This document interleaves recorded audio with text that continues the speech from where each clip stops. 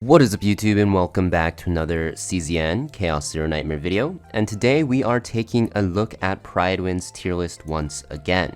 Now, they did actually add Yuki into Dimensional Twilight and also created a Chaos Manifestation tier list. They said they weren't going to make it, but they finally decided to. I guess they just wanted to do it after all. But let's actually look at Yuki's placement first off in Dimensional Twilight. And then we could take a peek at the Chaos Manifestation tier list, which I also made a tier list for like a week ago if you want to check that out. But today we're just looking at Prydwen. So currently they have Yuki at T0.5. I think that's a pretty fair assessment. She's a pretty good character for Twilight Basin. She does a ton of AoE damage, and a lot of stages you will need to do a lot of AoE. So it does make her pretty solid. So I think it's a pretty fair assessment. I think people are kind of overplaying that she's bad. I don't think she's the strongest character in the game. I'm just going to put that out there. But you know, in terms of AoE clearing, she's pretty good, especially if you get a good deck for her. If you don't have a good deck for her built up, then yes, obviously it'll feel really bad. And if you get dupes of her, which is a pretty lame thing where you need dupes of her to actually make her strong, she becomes pretty good for AoE content. So that is quickly her placement in Dimensional Twilight. Now let's actually look at Chaos Manifestation. And I do believe this is for Chaos Mode, Zero System, Event World, everything combined overall.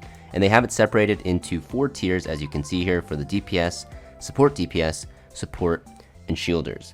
So let's actually look at the regular DPSs first. They have none at tier 0, which I find to be pretty strange. I think you could definitely argue for Mei Lin and Hugo in tier 0. They are really strong in Chaos Mode because they are very powerful straight from the start. Even Rin, you could even push to T0, but I think that's more because of the event story. She seems very powerful. But I think, you know, these 4 being the strongest, pretty good assessment.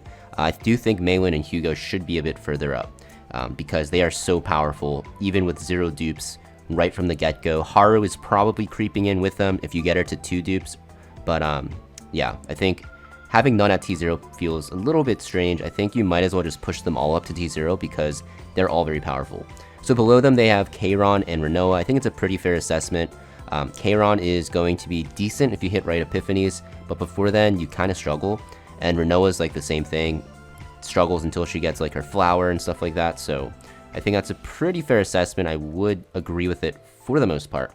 And then at T2, so first they have Amir. So Amir is like a shielding, like metalized DPS character. And I talked about her being like a support in one of my videos, and people were like, she has a DPS. I'm like, yes, you can run her as a DPS, but she's a terrible main DPS. That's like the thing. You want to mostly run her as like a support DPS, not as a main DPS. So I don't know why she's in this category, first of all, but she doesn't do enough damage, in my opinion. So especially in the harder stages. So I think T2 is a pretty fair assessment. Yuki's also here. I think with Yuki, this is also a pretty fair assessment. I've done a ton of Chaos Mode runs with her. She feels so bad in the beginning. Once you get her drawing card, if you can copy it, she becomes absolutely crazy. Not crazy, but like good. Absolutely good. But before then, she feels really bad to play. Is she T2? You know, I don't really want to say she's T2 because like I play Renoa a lot and I play Yuki a lot, and they both feel similar until you hit those key epiphanies. I will say though, Renoa does do more damage later on in the run, so she scales better. But in terms of early game strength, yeah, they're pretty similar. So I guess, yeah, you could put her in T2. So that is what they did for DPS. And let's look at the support DPS. So for support DPS, they have Beryl and Veronica in the top tier. I think Veronica honestly deserves her own tier. That's how strong she is, and probably drop Beryl down to 0.5. I think Beryl does become this strong when you max her out in terms of dupes. So you kind of have to put that asterisk here. But, you know, without having her max, I think Veronica is by far, hands down, the best support DPS in the game. Maybe even the best character just overall. So having her in her own tier would be more fitting. And I think having Tressa and Beryl in the similar tier would be fine because they both are pretty good sub DPSs, can also be main DPSs. They work entirely different, but they can fill the role as a main DPS and a sub DPS. So I think they should both be in 0.5 or maybe even push up Tressa to T0 because I think these 2 characters are very powerful, just like in different ways, right? Below that in the T1, they have Luke and they have Selena. I think it's a pretty fair assessment. I think, you know, you could argue they could be T2 as well. I think Selena is definitely T1 though, because if you pair her with Mei Lin, she becomes absolutely crazy. But Luke, I think people are sleeping on him. The only thing with Luke is he really needs like 3 copies of him to be good. So because of that, or you can argue T1, T1.5, T2, I don't know, but Luke is not in the top half, that's what I'll say. And then at the bottom here we have Luke and Lucas. I don't really think Lucas is this bad. I think he could be like in between T1 and T2. I think Owen is this bad though. He's like a shielder and a DPSer. He like does shielding, AoE DPS, and some single target, but he does none of them like effectively. Like he does them all, but they're all like weak. He's like a jack of all trades, master of none, not even good at any of them. So that's what he feels like. But I think Lucas's AoE damage is pretty good.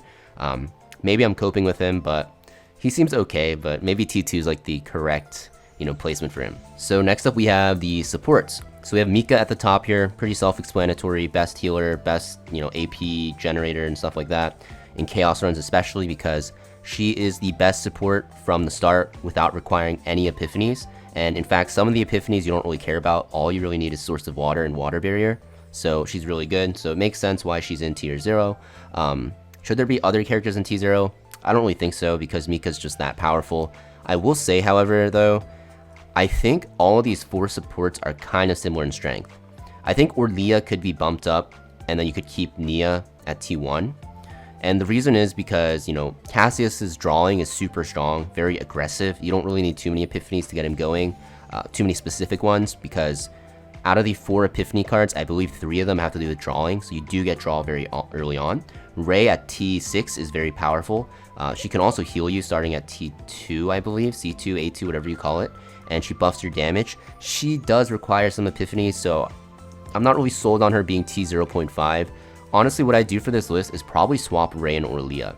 But I think Rey is pretty good in the current world. That's why she's a bit up here.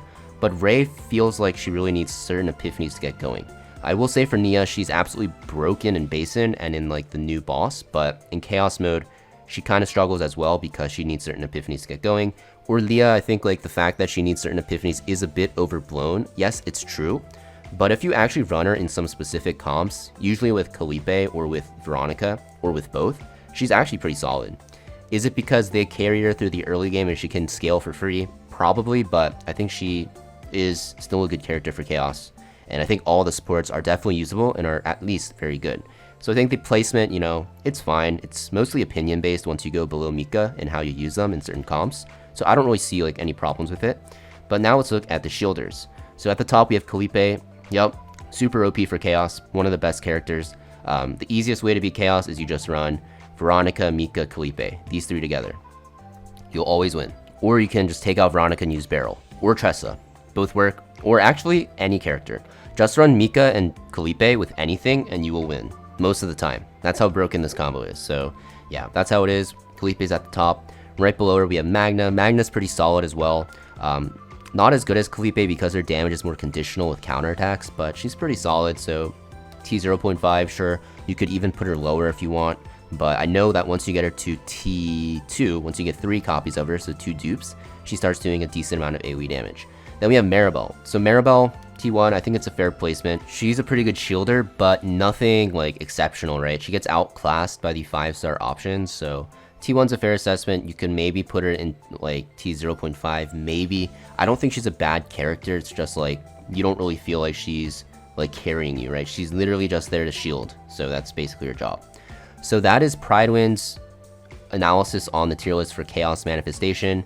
If you want to look at like their reasonings, if you go on Prydwen's site, they do have like the changelog.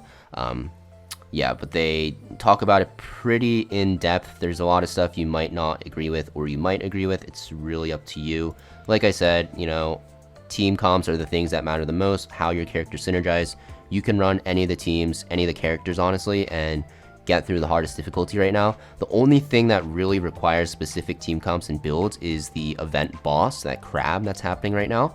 But for Chaos, you can get through even before the changes to it, where they'll add the zero system upgrades. You can still win with the tier 2 characters. In fact, I won with Yuki on level 8, the hardest difficulty on Nightmare mode, and I do it like pretty consistently. So yeah, just the tier list, guys. Don't get too caught up in it. Thank you for watching. Make sure you guys hit that like and subscribe, and I'll see you guys next time.